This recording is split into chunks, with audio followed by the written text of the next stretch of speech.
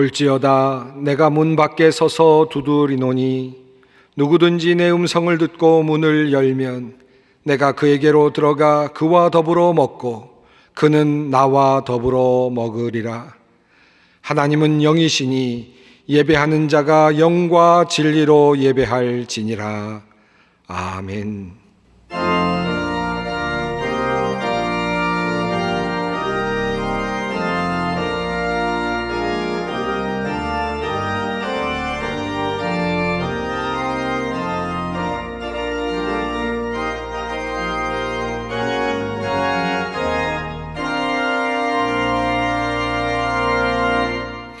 영원히 찬양받으실 주 여호와 우리 아버지 하나님, 그 놀라우신 능력과 크신 은총을 인하여 주께 영광 돌립니다. 죄와 사망에서 우리를 건지신 주 예수 그리스도의 은혜를 길이길이 찬양하옵고, 오늘도 우리와 함께 하시며 날마다 새롭게 하시는 성령의 놀라운 역사로 인하여 주께 찬송을 부릅니다. 성부 성자 성령께 세세무궁토록 영광이 있을지어다. 아멘. 다 함께 37장 찬송을 부르시겠습니다.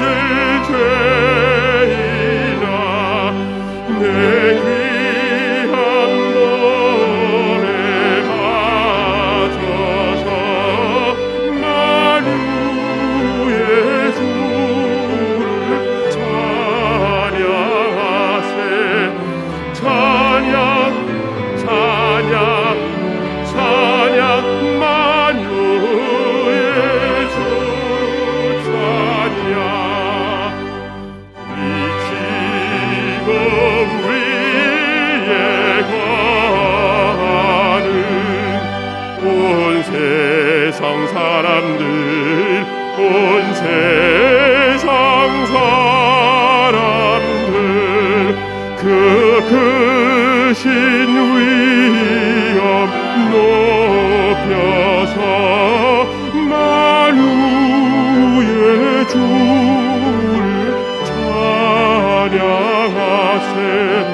찬양 찬양 찬양 만유의 주 찬양.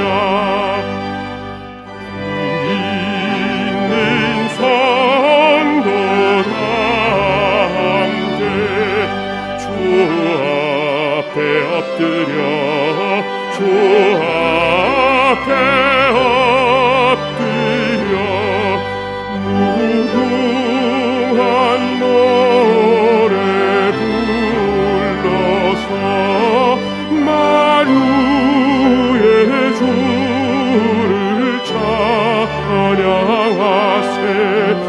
찬양 찬양 찬양 만유의 주 찬양.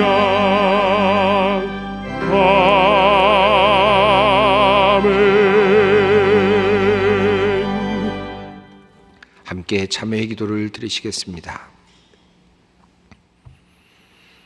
자비로우신 하나님, 거룩한 주일 주님의 백성들이 각자의 처소에서 주님께 예배합니다. 모두 흩어져 예배하오나 예배를 받으시는 분은 오직 여호와 우리 하나님이시며 모든 다른 장소에서 있사오나 예배를 드리는 이들의 마음은 모두 하나입니다. 성령의 능력 안에서 우리를 하나로 모으시어 한 마음과 한 뜻으로 주님께 예배하게 하옵소서. 하나님, 코로나19 감염병이 장기간 유행하는 중에 많은 이들이 이로 인하여 심한 우울감을 경험하고 있습니다.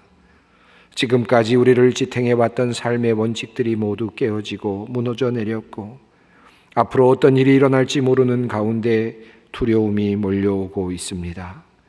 하나님, 우리들은 참으로 연약하여서 조금만 어려운 시간이 지속되어도 희망을 잃고 좌절하며 두려워하고 우울해합니다. 하나님, 하나님께서 우리를 창조하신 그 위대하신 목적을 잃어버리고 하나님의 놀라우신 능력과 선한 의지를 잊어버린 채 눈앞에 어려운 현실을 보며 낭망하는 우리를 불쌍히 여겨 주시옵소서. 믿음 없는 말로 불안을 심고 불평의 말로 절망을 심으며 분노의 말로 혼돈을 만들어 살아온 우리를 주님 용서하여 주시옵소서. 항상 동일하신 하나님, 하나님의 능력은 여전히 무한하시며 하나님의 사랑은 여전히 우리를 향하고 있음을 믿습니다. 이 믿음을 잃지 않도록 우리를 지켜 주시옵소서. 우리를 긍휼히 여겨 주시옵소서. 이제는 나와 주님만이 아는 죄악을 침묵 가운데 주님께 고백합니다. 여호와는 긍휼이 많으시고 은혜로우시며 노하기를 더디하시고 인자하심이 풍부하시도다. 아버지가 자식을 긍휼히 여김같이 여호와께서는 자기를 경외하는 자를 긍휼히 여기시나니 이는 그가 우리의 체질을 아시며 우리가 단지 먼지뿐임을 기억하심이로다. 그러므로 주 예수 그리스도 안에 있는 자에게 결코 정죄함이 없느니라. 아멘.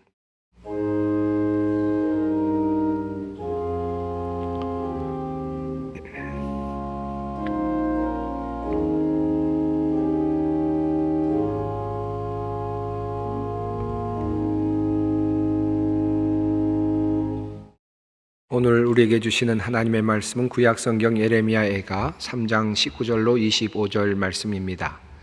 예레미야애가 3장 19절로 25절 말씀입니다.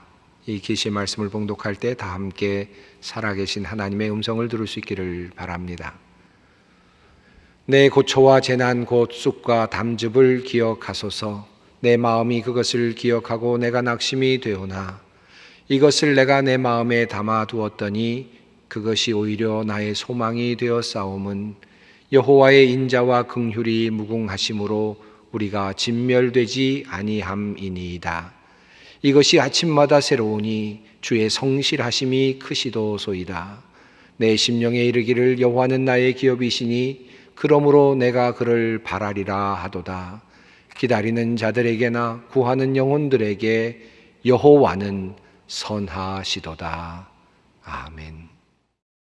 오늘 하나님께서 우리에게 주시는 말씀은 예레미야 애가입니다. 여러분, 이 애가라고 하는 이 책은 예레미야의 저작으로 알려져 있는데 원래 그 첫자가 히브리어로 첫자가 에카라는 말로 시작이 되는 그런 책입니다. 이 에카라고 하는 말은 또는 어찌하여라는 그런 표현입니다.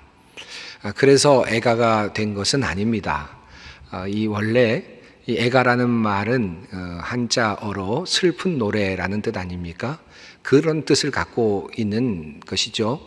원래 그 당시에 랍비들이 이 내용을 읽어보면서 이 내용이 슬픈 노래이다라고 해서 키노트라고 하는 그런 이름을 붙여 놓았었습니다.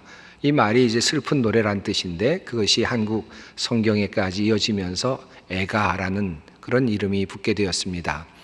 원래 히브리어로 되어 있는 성경책에는 예레미야라는 말은 빠져 있어서 그냥 애가라고 그렇게 불려지는 책입니다.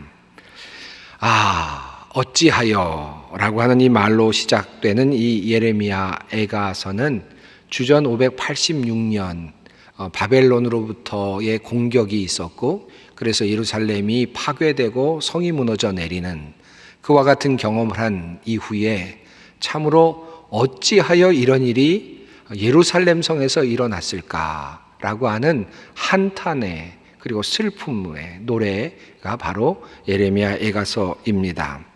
그토록 아름다웠던 하나님의 도성, 그토록 영화로웠던 예루살렘 성전, 그것이 어떻게 이렇게 이방인들에게 참담하게 훼손될 수 있었을까라고 하는 슬픈 마음을 가지고 부르는 노래, 조가 5장으로 된 짧은 이 책이 바로 예레미야 애가서입니다. 그래서 애가서 첫 장은 이렇게 시작이 되죠. 슬프다 이 성이여, 전에는 사람들이 많더니 이제는 어찌 그리 적막하게 앉았는고. 전에는 열국 중에 크던 자가 이제 과부같이 되었고, 전에는 열방 중에 공주였던 자가 이제는 강제 노동을 하는 자가 되었도다. 영광스러웠던 예루살렘 성이 어쩌다가 이렇게 되었을까? 어떻게 이렇게 비참하게 예루살렘 성전이 무너져 내릴 수가 있단 말인가? 이런 고민 속에 예레미야 애가는 시작이 됩니다. 하나님이 다스리는 나라, 하나님의 도성으로 굳게 믿고 있었습니다. 하나님을 예배하는 거룩한 성전이 있는 곳이었습니다. 하나님께서 당연히 지켜내실 줄 알았지요. 하나님께서 당연히 지켜내셔서 언제라도 예배를 드릴 수 있을 줄 알았습니다. 그들의 제사는 영원하게 지속될 줄 알았습니다. 그런데 하나님께서 이 예루살렘 성을 버리시다니, 어찌하여 하나님께서 이 예루살렘 성전이 무너지도록 놓아두시다니, 어찌하여 이렇게 한탄하며 슬퍼하는 바로 그 노래입니다. 비통의 노래입니다. 하나님께서 성을 지켜주셔서 그 안에서 안전하게 거할 줄 알았던 이 백성들은 노예가 되어서 끌려갔습니다. 이제는 그곳에 사람들이 많이 살고 있지도 않습니다. 절기가 다가오는데 예배를 드릴 사람도 마땅치 않습니다. 물론 제사를 드릴 만한 성전도 이미 회파되어서 사라져 버린 상태입니다. 이것을 예레미야는 이렇게 노래합니다. 시온으로 가는 길이 이렇게 쓸쓸하다니, 명절이 되었는데도 순례자가 없고 시온성으로 들어가는 모든 문에도 인적이 끊어지니, 제사장들은 탄식하고 처녀들은 슬픔에 잠겼구나. 명절이 되었습니다. 예배를 드릴 그런 시간이 되었습니다. 그런데 사람들은 끊어졌고, 그리고 제사장은 한탄을 합니다. 그리고 또 제사를 드릴 그 성전도 사라져 버렸습니다. 그래서 예레미야는 과거의 그 영광을 다시 생각하며 그들의 상황을 다시 돌아봅니다. 예루살렘이 환난과 유리하는 고통을 당하는 날에 옛날의 모든 즐거움을 기억하였으며, 그의 백성이 대적의 손에 넘어졌으나 그를 돕는 자가 없었고 대적들은 그의 멸망을 비웃는도다. 그렇게 생각하며 회고하고 있습니다. 그들에게 참으로 환난을 당하는 유리하는 고통의 날이 도래하던 그날, 그들은 과거의 그 영광스러웠던 시간이 얼마나 큰 축복이었는지를 깨닫게 됩니다. 그런데 지금은 그렇지 않습니다. 이제는 유리하는 자와 같고 다른 사람들의 손에 넘겨진 자와 같이 되었습니다. 사람들은 비웃고 있습니다. 대적들은 우리들의 멸망을 비웃고 있습니다. 버려진 이스라엘, 그리고 파괴된 예루살렘, 눈물의 선지자라 불리우는 예레미야는 그래서 울고 있습니다. 슬퍼하며 눈물을 흘리고 있습니다. 사랑하는 성도 여러분, 여러분 이 노래를 들으시면서 여러분은 어떤 생각을 하십니까? 과거에 화려했던 나의 영광, 그리고 아름다웠던 나의 삶, 그런데 지금 초라해져 버린 나의 삶, 나의 모습, 혹시 그것을 생각하고 계시지는 않습니까? 과거에 화려했던 이 나라의 모습, 그런데 참담한 오늘의 나라의 현실, 혹시 그것을 비교하며 오늘의 말씀을 보고 계시지는 않습니까? 저는 이 말씀을 읽으며 과거에 화려했고 영광스러웠던 교회를 생각합니다. 한국 교회가 제 마음에 들어옵니다. 세상 사람들에게 버림받는 교회가 된 오늘의 현실, 수치를 당하게 된 오늘의 교회의 모습이 자꾸 이 말씀을 읽어가면서 떠오르곤 합니다. 이어지는 이야기들을, 슬픈 노래는 더욱더 그러한 생각을 깊게 만들어주고 있습니다. 예루살렘이 그렇게 죄를 짓더니 마침내 조롱거리가 되었구나. 그를 떠받들던 자가 모두 그 벌거벗은 모습을 보고서 그를 업신 여기니 이제 한숨 지으며 얼굴을 들지 못한다. 이 일로 내가 우니 눈에서 눈물이 물처럼 흐른다. 내게 생기를 되돌려주고 위로하여 줄 이가 가까이에 없다. 원수들이 우리를 이기니 나의 아들 딸들이 처량하게 되었다. 시온이 손을 들어 빌었으나 그를 위로하는 사람 아무도 없구나. 주님께서 사방에 있는 적들을 시켜서 야곱을 치게 하셨으니 사람들은 예루살렘을 더러운 성으로 여기는구나. 그렇게도 죄를 짓더니 마침내 조롱거리가 되었구나. 그를 떠받들던 자들이 그의 벌거벗은 모습을 보며 그를 업신여기고 있구나. 그리고 예루살렘을 더러운 성으로 여기는구나. 이 말씀을 읽어가면서 저는 오늘 한국교회의 모습을 봅니다. 어떤 이들은 아마도 나 자신의 모습을 보기도 할 것이고, 어떤 이들은 여러 가지 정황 속에서의 모습을 생각할 수도 있을 것입니다.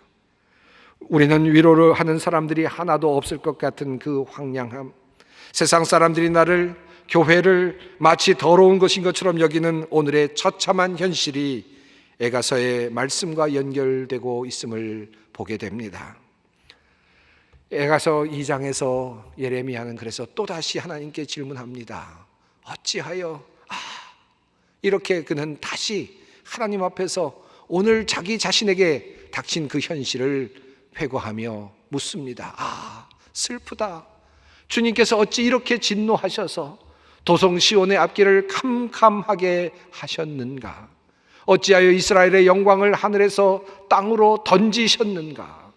진노하신 날에 주님께서 성전조차도 기억하지 않으시다니, 주님께서 타오르는 진노로 이스라엘의 힘을 모두 꺾으시더니 원수 앞에서 이스라엘을 지키시는 오른손을 거두시고 주위의 모든 것을 삼키는 불꽃처럼 야곱을 불사르셨다.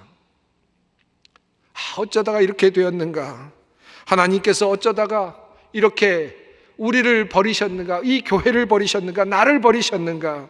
어찌하여서 하나님께서는 그 하늘의 그 영광스러웠던 교회의 영광을 땅으로 던져버리셨는가? 그는 그렇게 묻고 있는 듯합니다. 그는 진노의 불꽃 아래 있는 자기 자신의 모습을 이렇게 규정하고 있습니다. 여호와의 분노의 매로 말미암아 고난 당하는 자는 나로다. 나를 이끌어 어둠 안에 걸어가게 하시고 빛 안에서 걸어가지 못하게 하셨으며 종일토록 손을 들어 자주자주 나를 치시는 도다. 고난 당하는 자는 나로다 라고 자기 자신을 규정합니다. 나는 지금 고난을 당하고 있다. 그런데 무엇 때문에 고난을 당하느냐? 어디로부터 고난을 당하느냐? 분노의 매. 누구로부터 오는 분노의 매인가? 여호와로부터 오는 분노의 매. 여호와로부터 오는 분노의 매로 고난당하는 자가 바로 나라고 그렇게 고백합니다. 그래서 그는 또다시 이렇게 고백하지요. 주님께서 나를 관역으로 삼아서 활을 당기신다. 주님께서 화살 통해서 뽑은 화살로 내 심장을 뚫으시니 내 백성이 모두 나를 조롱하고 온종일 놀려댄다. 심각한 고통의 현장 속에서, 고통의 현실 속에서 예레미야는 이 재난이 하나님으로부터 왔다라고 하는 사실을 깨닫습니다. 하나님이 나의 심장을 겨누셨다. 하나님이 나에게 그 심장에 화살을 꽂으셨다. 그렇게 이야기합니다. 그래서 사람들이 나를 놀려대고 있고, 그래서 나는 분노의 매로 고난을 당하고 있는 자가 되었구나 라고 그렇게 이야기하고 있습니다. 사랑하는 성도 여러분, 여러분 중에, 우리들 중에 혹시 이와 같은 삶의 경험을 하고 있는 사람들은 없습니까? 저는 이 모습이 마치 오늘 우리의 모습 같고 우리 교회의 모습 같고 나의 모습 같아 보입니다. 그래서 마음이 아프고 슬픕니다. 마치 하나님이 화살로 나에게 겨누시고 심장을 뚫으시는 듯 느껴지는 그런 절망의 시간을 경험하고 있는 사람들이 있습니다. 쓴 쑥으로 나의 배를 배불리시고 쓸개즙으로 나의 배를 배부르게 하시는 하나님, 나에게서 평안을 빼앗아 가시고 행복을 거두어 가시는 하나님, 바로 그 진노의 맹렬한 불길을 쏟아 부으시는 하나님을 경험할 때가 있습니다. 우리는 그럴 때 우리의 마음이 녹습니다. 만약 하나님께서 우리에게 이렇게 진노하시는 것이라면 우리는 과연 이 진노로부터 벗어날 수 있겠습니까? 어떻게 우리가 이 하나님의 진노로부터 벗어날 수 있다는 말입니까? 이런 경험을 하게 될 때 우리는 어떻게 해야 하겠습니까? 어떻게 해야 살아남을 수 있을까요?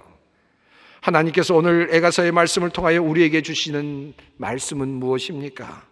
이 당황스럽고 고통스러운 현실 속에서 예레미야는 어떻게 희망을 발견하고 있습니까? 예레미야는 이렇게 말합니다. 내가 겪은 그 고통, 쓴 쑥과 쓸개즙 같은 그 고난을 잊지 못한다. 잠시도 잊을 수 없으므로 울적한 마음 가눌 길이 없다. 그러나 마음속으로 곰곰이 생각하며 오히려 희망을 가지는 것은 주님의 한결같은 사랑이 다함이 없고 그 긍휼이 끝이 없기 때문이다. 주님의 사랑과 긍휼이 아침마다 새롭고 주님의 신실이 큽니다. 나는 늘 말하였다. 주님은 내가 가진 모든 것, 주님은 나의 희망.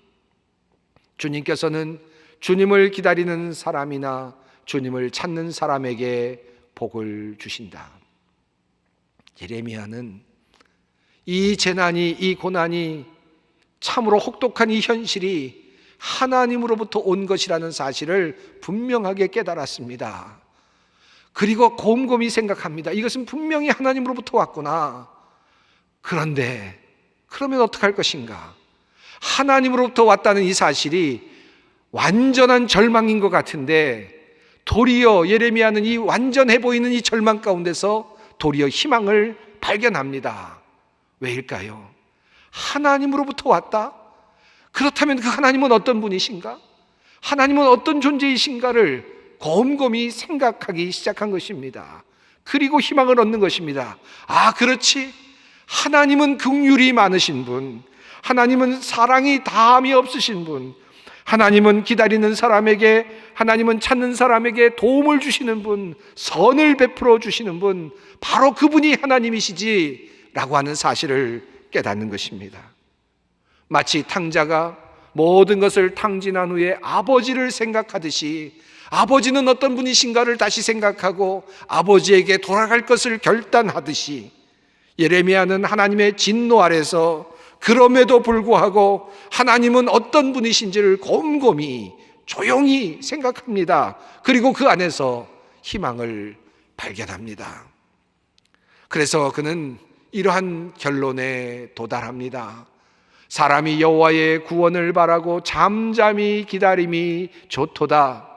이는 주께서 영원하도록 버리지 아니하실 것임이며 그가 비록 근심하게 하시나 그의 풍부한 인자하심에 따라 긍휼히 여기실 것임이라. 주께서 인생으로 고생하게 하시며 근심하게 하심은 본심이 아니시로다. 하나님이 누구신가? 이 사실을 깊이 생각한 예레미야는 그러므로 거기서 희망을 발견합니다. 아, 그렇지. 하나님은 긍휼이 많으신 분이시다. 그분은 우리를 고생시키시지 않으신다. 그분의 진심은 그런 것이 아니다. 그것이 본심이 아니다 라는 사실을 깨닫습니다. 그래서 결국 그분은, 하나님은 결국 우리를 긍휼히 여기실 것이다. 결국 우리를 사랑하실 것이다. 결국 우리를 회복시키실 것이라는 그런 결론에 도달합니다. 현실을 보고 도달한 것이 아닙니다. 하나님을 생각하고 그러한 결론에 도달한 것입니다. 그래서 그는 이렇게 말하죠. 하나님을 바라보며 잠잠히 기다리는 것이 좋다. 잠잠히 기다리는 수밖에 없다. 하나님께서 노를 푸시고 하나님께서 그 모든 것을 회복시키시는 그날이 반드시 올 것이므로 잠잠히 기다리자. 인내로 기다리자. 그는 그렇게 결단합니다. 그리고 이어서 그는 다시 생각합니다. 그렇다면 이 재앙이 어디서부터 왔는가? 이 고통스러운 현실이 무엇 때문에 유래한 것인가? 무엇 때문에 나타난 것인가?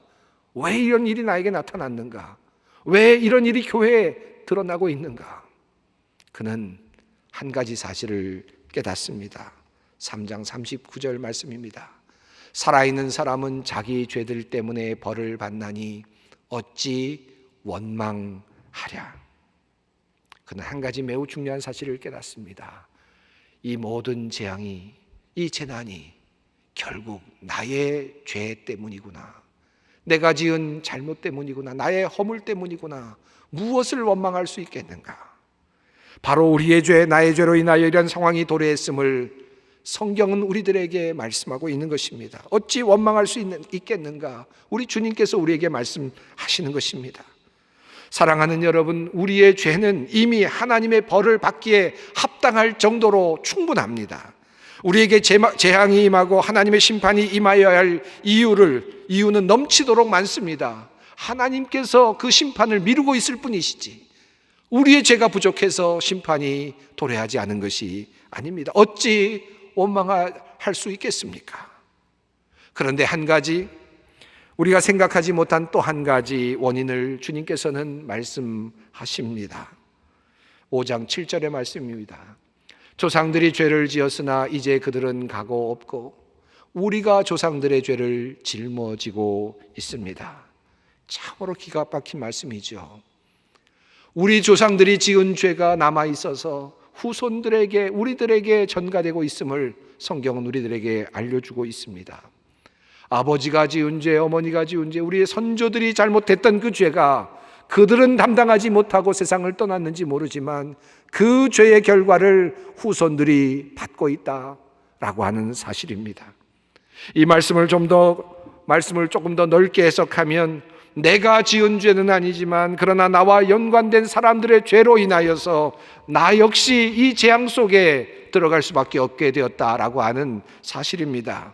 조금 억울하게 느껴질 수도 있을지 모르지만 하나님은 조상들의 죄를 후손들에게 물으시고 다른 이들의 죄조차도 또 다른 사람들에게, 함께 있는 자들에게 물으시기도 하신다는 말씀입니다. 그렇다고 해서 하나님께 원망할 수는 더더욱 없습니다. 이미 내가 지은 죄만으로도 충분히 재앙을 받기에 합당하기에 다른 사람의 죄까지 전가되는 것, 그것을 가지고 하나님 앞에서 무슨 이야기를 할 만한 그런 위치가 되지 못합니다. 그러므로 우리는 원망할 수 없습니다. 우리의 죄 때문에, 우리 선조들의 죄 때문에 결국 우리는 이와 같은 하나님의 진노하심 속에 있습니다. 이것을 우리가 깨닫게 되는 것입니다. 그렇다면 우리는 이제 무엇을 해야 할까요? 이 고통스러운 현실 속에서 우리는 무엇을 해야 합니까? 예레미야는 이렇게 말합니다. 지나온 길을 돌이켜 살펴보고 우리 모두 주님께로 돌아가자. 하늘에 계신 하나님께 우리의 마음을 열고 손을 들어 기도하자. 예레미야 입을 통하여서 하나님께서 우리에게 주시는 권면의 말씀이라 믿습니다. 기도하라. 절망스러운 일을 만날 때 우리는 걱정부터 하게 되지요. 어떻게 살지? 어떻게 해야 되지? 무엇을 해야 할까? 어떻게 하면 극복할 수 있을까? 그러나 한번 생각해 보십시오. 하나님께서 분명히 계시다면, 우리가 그 하나님을 믿는다면, 전능하신 하나님, 전지하신 하나님을 우리가 믿는다면, 그리고 그 하나님이 나를 긍휼히 여기시는 분이라는 사실을 확실히 믿는다면, 그분이 나를 사랑하시는 분이라는 사실을 확실히 믿는다면 가장 먼저 해야 될 일이 무엇이겠습니까? 그 고난 앞에서 가장 먼저 해야 할 일이 무엇이겠습니까? 그것은 우리를 긍휼히 여기시고 사랑하시는 그 하나님께 기도하는 것입니다. 그분께 나아가는 것입니다. 하나님의 심판이라고 여겨지는 상황 속에서도 우리에게는 기도가 필요합니다. 가난 속에서도 우리는 기도가 필요합니다. 혼란 속에서도, 두려움 속에서도, 무서움 속에서도, 앞길을 알 수 없는 상황 속에서도 우리는 기도가 필요합니다. 우리를 괴롭게 하거나 근심하게 하는 것은 하나님의 본심이 아니라고 예레미야를 통하여 하나님께서는 우리에게 분명하게 말씀하십니다. 하나님의 본심을 알고 있다면 결과는 이미 알고 있는 것 아니겠습니까? 끝까지 믿고 하나님께 나아갈 뿐입니다. 간절히 기도할 뿐입니다. 시간의 문제일 뿐입니다. 우리의 처절한 현실, 그러나 그 처절한 현실이 하나님의 진노하심이라 할지라도 그럼에도 불구하고 우리는 하나님께로 나아갈 수 있습니다. 그분의 본심은 그것이 결말이 아니기 때문임을 알기 때문입니다. 55절 이후의 말씀은 그래서 우리에게 희망을 줍니다. 주님, 그 깊디 깊은 구덩이 밑바닥에서 주님의 이름을 불렀습니다. 살려주십시오, 못 들은 채 하지 마시고 건져주십시오 하고 울부짖었을 때에 주님께서 내 간구를 들어주셨습니다. 내가 주님께 부르짖을 때에 주님께서 내게 가까이 오셔서 두려워하지 말라고 격려하셨습니다. 하나님의 형벌 같은 시간을 보내고 있는 사람들, 하나님의 진노의 화살을 맞고 피를 흘리듯 그렇게 살아가고 있는 사람들, 내가 살던 아름다운 성이 무너져서 그래서 모든 것이 무너져 내리는 경험을 하면서 절망하며 살고 있는 사람들, 성전을 오르내리며 하나님이 나를 지켜주실 줄 알았는데, 나만큼은 지켜주실 줄 알았는데, 나의 사업만큼은 지켜주실 줄 알았는데, 하나님의 교회만큼은 지켜주실 줄 알았는데 라고 그 무너진 성전 뜻 앞에서 절망하고 있는 사람들, 하나님께서는 무너진 성전 앞에서 울고 있는 사람들을 향하여 고난당하는 자가 바로 나로라 라고 말하며 한탄의 노래를 부르고 있는 사람들을 향하여서 하나님의 위로와 긍휼하심이 여전히 아직 남아 있음을 우리에게 말씀하고 계십니다. 형벌 같은 시간 속에서도 하나님을 향한 믿음을 잃지 않기를 우리 주님은 원하십니다.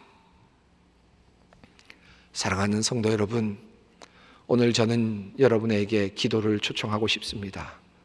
먼 훗날 시간이 아니라 바로 지금 이 시간, 여러분과 함께 잠시 기도하는 시간을 갖기 원합니다. 여러분 스스로 마음에 가슴에 손을 얹고 나 자신을 돌아보면서 하나님 앞에 기도할 수 있었으면 좋겠습니다. 고통의 시간을 보내고 계십니까? 두려움의 시간을 보내고 계십니까? 절망의 시간을 보내고 계십니까? 이 절망과 이 고통과 이 모든 재난과 같은 것이 하나님으로부터 왔다는 생각이 드십니까? 그러나 우리에게는 그럼에도 불구하고 희망이 있습니다. 하나님의 본심을 알기 때문입니다. 하나님은 우리를 긍휼히 여기시는 분, 우리를 사랑하시는 분이시기 때문입니다. 주님 말씀하십니다. 수고하고 무거운 짐진 자들아 다 내게로 오라. 내가 너희를 쉬게 하리라. 너희는 마음에 근심하지 말라. 하나님을 믿으니 또 나를 믿어라. 세상에서는 너희가 환난을 당하나 담대하라. 내가 세상을 이겼느니라. 주님 말씀하십니다. 환난 날에 나를 부르라. 내가 너를 건지리니 내가 나를 영화롭게 하리라. 이 믿음 가지고 주님 앞에 잠시 기도하겠습니다. 각자의 자리에서 약 1분 동안 함께 기도하십시다.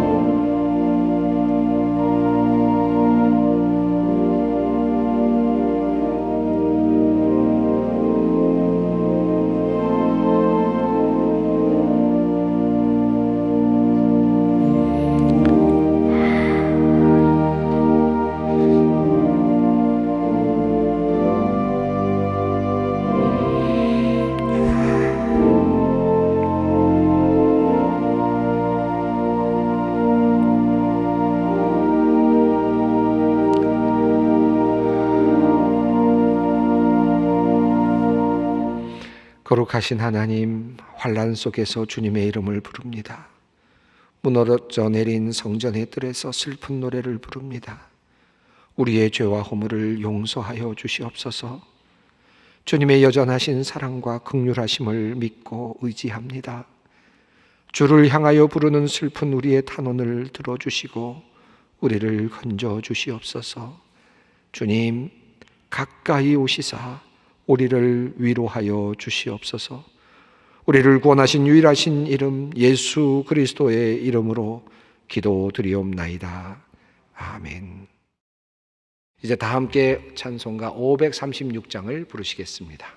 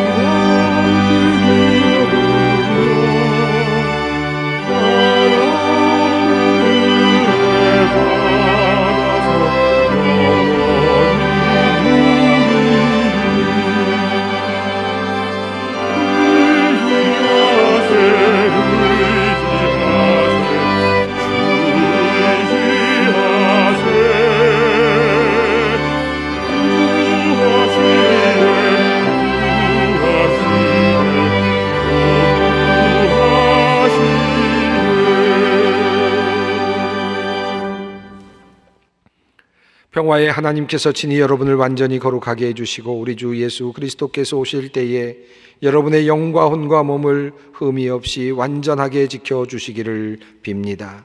여러분을 부르시는 분은 신실하시니 이 일을 또한 이루실 것입니다. 못 박히신 손, 십자가에 달리신 그 두 팔을 벌리시고 사랑과 긍휼로 우리에게 다가오시는 우리 주 예수 그리스도의 은혜와 우리를 용서하시기 위하여 외아들까지도 내어놓으신 하나님의 그 크신 사랑하심과 오늘도 절망하는 사람들 사이에서 위로와 평화를 내려주시며 우리를 격려하여 주시는 성령님의 역사하심이 무너진 성, 무너진 성전, 포로가 된 현실 속에서 슬픈 노래를 부르며 하나님께로 다시 나아가기를 원하는 주님의 모든 자녀들 위해 지금부터 영원히 함께 하시기를 간절히 축원하옵나이다. 아멘.